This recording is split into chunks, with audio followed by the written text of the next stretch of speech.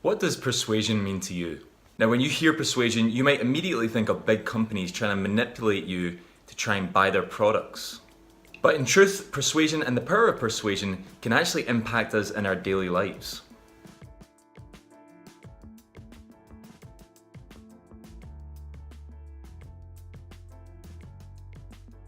What's up guys, welcome to this week's episode of GetPsyched, and this week we're going to be taking a look at the psychology of persuasion.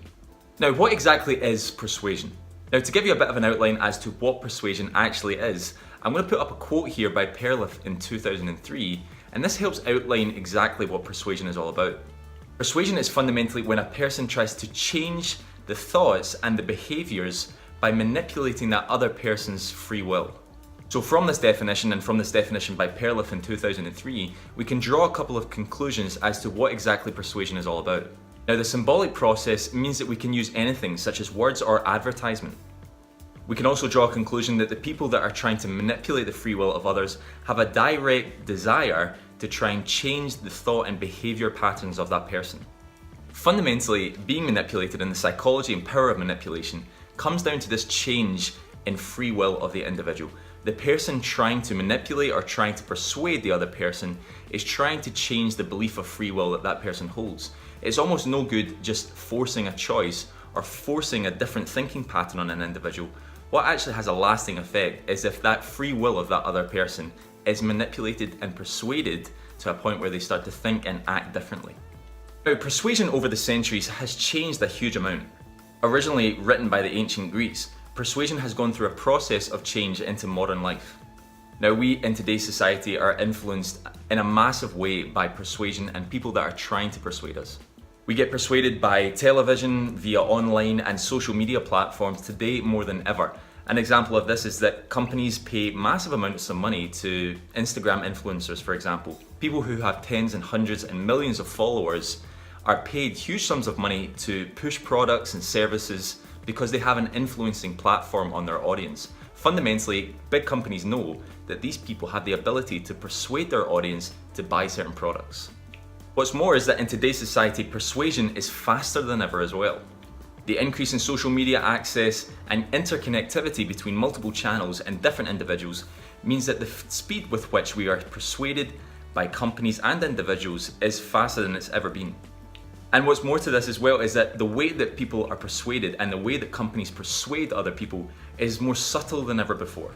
For example, companies are finding new and subtle ways to persuade consumers to buy more of their product. Let's give you an example. So if you go into the shops and buy cereal, for example, on the cereal box, there will be normally a picture of a bowl with a certain amount of cereal in it. Now, if you look at the back of the box, it'll tell you that the recommended daily allowance of cereal, or for one portion, is around about 35 to 45 grams. But if you actually look at the bowl of cereal that's pictured on the cereal box, sometimes it looks like it's in excess of 100 grams of cereal that's actually in the bowl. And this is for a very good reason. Companies want to persuade you to believe that one portion of cereal is actually a full bowl of the cereal in order for you to buy more in the future, when in fact it's really much less than that. So like I say, companies have got to a point where they're so subtle with their persuasive techniques that we don't even really know that we're being persuaded. So why don't we take a little bit of a deeper look into the principles of persuasion and how persuasion is actually utilised. In 1984, Dr. Robert Cialdini wrote a book called The Psychology of Persuasion. Now, I've tried my best not to rip him off too much by the name of this video and some of the content, but we're going to go into a little bit of detail about the principles that he spoke about 30 years ago and how they're still applicable to the way that we're persuaded as individuals and as a society today. So the first principle that Cialdini went into is reciprocity. Now, not only is this a really difficult word to say and took me about 10 takes to actually say the word, to the point where I actually had to go on Google and use that little speaker button to actually find out how to say it. Reciprocity. Reciprocity. Okay, we got it. Reciprocity. But it fundamentally means that if you get a deal from a company and buy a product from that company, you're in turn more likely to continue to buy other products from that company, even if you don't get a good deal down the line.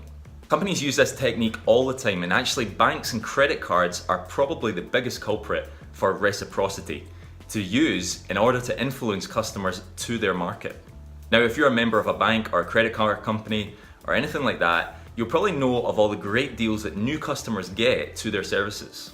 More often than not, there's great interest rates, there's great saving techniques, there's huge options for new customers that go to banks that sometimes aren't always available for existing customers. Now, reciprocity comes into this and actually is utilized really well by these banks. What fundamentally happens is that you receiving a great deal on a bank or a savings account or credit card will access that deal, sign up to that bank, and then stick with that bank. The likelihood is, or the persuasive techniques are, influenced to help you to stay at that company. So you've received that great deal initially, you're therefore more likely to stay with that bank, with that credit card, or any company, for example, over the long term. Okay, the next principle is the scarcity principle. Now, this is where companies panic consumers to get them to believe that there's only a couple of the items that they want to buy left in stock. Now, you'll probably be very familiar with this if you shop online, if you're buying clothing or you're buying anything off different companies. Sometimes what we'll say in the little corner at the bottom is they'll say there's only 4 left in stock. This is a scarcity principle that's actually been utilized in order to persuade you to buy that product. If you've booked a holiday recently, you might have gone on to some comparison booking websites like I have recently in order to try and book a holiday that you want. Now, one of the techniques that they use to great effect is that they use the scarcity principle. If you find a good deal, often what you'll see is that it'll say 2 of these have been bought in the last hour, or this is the last one left. And it's in order to persuade you to push through to actually purchasing that holiday, because it's quite a lot of money to spend on holidays, and they want to ensure that they have your money and that they've booked you in for that holiday. So they'll use the scarcity principle quite a lot in order to persuade you to buy the holiday. Okay, the next principle is the principle of authority. So this is another principle and another persuasive technique used by companies actually in order to scare their consumers. You'll find this with toothpaste adverts, for example. What often will happen is that a toothpaste advert will come out and it'll have a dentist involved saying how terrible that people's teeth are and how much they don't clean, and they use substandard toothpaste products, and instead what they need to do is they need to use this toothpaste, and that's going to make all the difference. This is a classic example of the authority principle. When we see a dentist, for example, advising us on how to clean our teeth and what products we should use, we're much more likely to purchase that product. Now, the next principle is the consensus principle. And this is the idea behind that if everybody is doing it, then you should be doing it too. So one of the biggest culprits of the consensus principle are actually people in the restaurant business. What often will happen, and you've probably heard this before, is that a busy restaurant equals a good restaurant. Now, some restaurants will use the consensus principle by actually seating people closer to windows and entranceways of the restaurant to make the place look busier. Now, they use this persuasive technique in order to make the place look a lot busier and for it to, in turn, be more attractive for people walking by.